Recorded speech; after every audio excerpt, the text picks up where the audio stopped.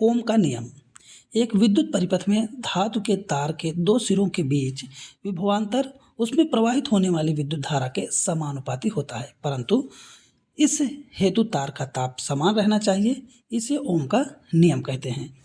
1827 में जर्मन भौतिक वैज्ञानिक जॉर्ज साइमन ओम ने किसी धातु के तार में प्रवाहित विद्युत धारा I तथा उसके सिरों के बीच विभवांतर V में परस्पर संबंध का पता लगाया। वोल्ट V और विद्युत धारा I के बीच का जो अनुपात होता है वो स्थिर रहता है और इसे ही प्रतिरोध कहते हैं। अगर हम इसके सूत्र को देखें तो आप लोग देख सकते हैं, सूत्र होता है V बराबर I गुणे R, या फिर हम कह सकते हैं कि R बराबर V बटे I होगा। ओम के नियम की कुछ शर्तें हैं। शर्तें क्या हैं? तो नंबर 1 है तार का ताप स्थिर होना चाहिए और यह केवल रेखीय परिपथ पर ही लागू होता है। तो जो ओम का नियम है ये रेखीय परिपथ पर ही लागू होता है। अगर प्रतिरोध की बात करें तो किसी चालक का वह गुण जो उसमें प्रवाहित होने वाले विद्युत आवेश के प्रवाह का विरोध करता है। तो साथियों, प्रतिरोध क्या है कि जब किसी चालक में कोई आवेश प्रवाहित होता है तो उसके आवेश प्रवाह को रोकने वाला जो कारक होता है उसी को हम प्रतिरोध कहते हैं। प्रतिरोध का SI मात्रक ओम होता है और फार्मूला होता है R बराबर V बटे I के। एक ओम की परिभाषा अगर देखें तो यदि किसी चालक के सिरों के बीच 1 वोल्ट विभवांतर हो और उस चालक में 1 एम्पीयर की विद्युत धारा प्रवाहित हो रही हो तो उस चालक का जो प्रतिरोध होगा वो 1 ओम प्रतिरोध कहलाएगा।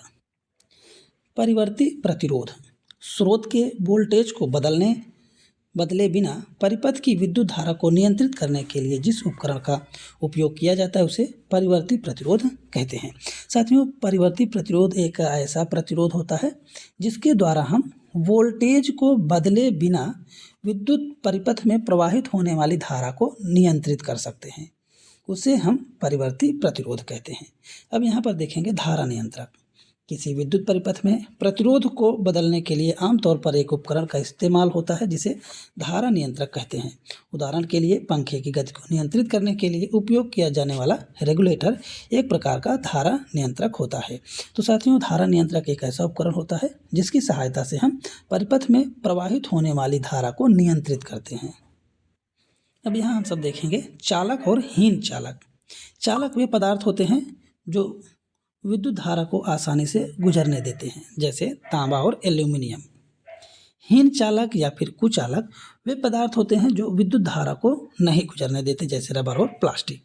तो चालक जो होते हैं वो अपने अंदर से धारा को आसानी से गुजरने देते हैं, लेकिन जो हीन चालक या फिर कुचालक होते हैं वो अपने अंदर से किसी भी प्रकार के धारा को गुजरने नहीं देते हैं। अगला आएगा हमारा प्रतिरोधक। प्रतिरोधक एक ऐसा उपकरण है जो किसी परिपथ में विद्युत धारा को नियंत्रित करने के लिए उपयोग किया जाता है। यह एक निश्चित मात्रा में प्रतिरोध प्रदान करता है। किसी चालक का प्रतिरोध किन कारकों पर निर्भर करता है? नंबर 1 आता है हमारा चालक का पदार्थ। विभिन्न पदार्थों की प्रतिरोधकता भिन्न भिन्न होती है जिससे प्रतिरोध प्रभावित होता है। उदाहरण के लिए तांबे का प्रतिरोध नाइक्रोम से कम होता है। तो साथियों, जो चालक का प्रतिरोध होता है वो चालक के पदार्थ पर निर्भर करता है कि किसका प्रतिरोध कितना होगा। जैसे कुछ धातुओं का प्रतिरोध कम होता है, कुछ धातुओं का प्रतिरोध ज़्यादा होता है। तो प्रतिरोध किसी चालक के पदार्थ के प्रकृति पर भी निर्भर करता है। दूसरा नंबर आता है हमारा चालक तार का प्रतिरोध उसकी लंबाई के सीधे अनुपातिक होता है, अर्थात तार की लंबाई बढ़ने पर प्रतिरोध बढ़ता है और लंबाई घटने पर प्रतिरोध घटता है। तो चालक का प्रतिरोध जो है उसके लंबाई पर भी निर्भर करता है। अगर ज़्यादा लंबाई का चालक हम लेंगे तो ज़्यादा प्रतिरोध रहेगा और कम लंबाई का चालक लेंगे तो उसका प्रतिरोध भी कम रहेगा।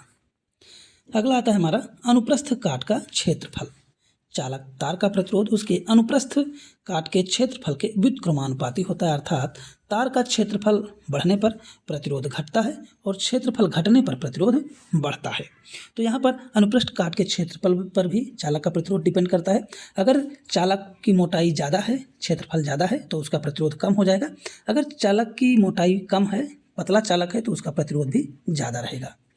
अगला आता है हमारा तापमान। अधिकांश चालकों में तापमान बढ़ने के साथ साथ प्रतिरोध भी बढ़ जाता है। आपको नोट में याद रखना है कि किसी पदार्थ का प्रतिरोध और प्रतिरोधकता दोनों तापमान में परिवर्तन के साथ बदल जाते हैं। तो किसी भी चालक का प्रतिरोध हो या फिर प्रतिरोधकता हो, अगर तापमान में परिवर्तन किया जाए तो ये दोनों चीज़ें भी उसी के अनुसार परिवर्तित हो जाती हैं। अगर यहाँ पर हम सब सूत्र देखें तो सूत्र हमारा है R बराबर रो यल बटे ए। तो ऐसा भी इसको लिख सकते हैं हम, R बराबर रो यल बटे ए, ऐसा भी इसको हम लिख सकते हैं। या फिर अगर हम प्रतिरोधकता दिखाना चाहें तो रो बराबर हम लिख सकते हैं आर ए बटे में यल के। तो प्रतिरोधकता बराबर जो फार्मूला होगा वो आर ए बटे यल होगा और प्रतिरोध बराबर जो फार्मूला होगा वो रो यल बटे ए होगा। अब इसमें हमारा जो आर है उसको हम प्रतिरोध बोलते हैं, रो को हम प्रतिरोधकता बोलते हैं। इसका जो मात्रक है ओम मीटर है और प्रतिरोध का मात्रक ओम है। यल हमारा चालक की लंबाई है, इसका मात्रक मीटर में होता है। और ए जो है वो चालक का अनुप्रस्थ काट का क्षेत्रफल है, इसका मात्रक वर्ग मीटर में होता है। प्रतिरोध को प्रभावित करने वाले कारकों में कुछ अन्य कारक भी होते हैं, जैसे आयाम हो गया। आयाम जो है वो चालक का आकार प्रतिरोध को प्रभावित कर सकता है। आवृत्ति आता है, उच्च आवृत्ति पर कुछ पदार्थों का प्रतिरोध बदल जाता है। अशुद्धियाँ जो है ये चालक में मौजूद अशुद्धियाँ भी प्रतिरोध को प्रभावित कर सकती हैं। उदाहरण में अगर देखें तो एक मोटा तांबे का तार एक पतले तांबे की तार की तुलना में कम प्रतिरोध वाला होगा, क्योंकि मोटे तार का क्षेत्रफल ज़्यादा होता है, जिसके कारण उसका प्रतिरोध भी कम हो जाता है। प्रतिरोधकता, जिसको हम रो से प्रदर्शित करते हैं, यह किसी पदार्थ का वह गुण है जो यह बताता है कि वह पदार्थ कितना विद्युत धारा का विरोध करता है। यहाँ रो अनुपातिकता स्थिरांक है, जिसे चालक के पदार्थ की वैद्युत प्रतिरोधकता कहते हैं।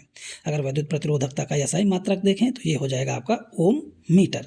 प्रतिरोधकता साथियों मुख्य रूप से दो कारकों पर निर्भर करता है, जिसमें नंबर 1 आता है पदार्थ की प्रकृति। भिन्न भिन्न पदार्थों की प्रतिरोधकता अलग अलग होती है। उदाहरण के लिए धातुओं की प्रतिरोधकता कम होती है, जबकि कुचालकों की प्रतिरोधकता बहुत अधिक होती है। दूसरा आ जाता है तापमान। अधिकांश पदार्थों में तापमान बढ़ने पर प्रतिरोधकता भी बढ़ जाती है।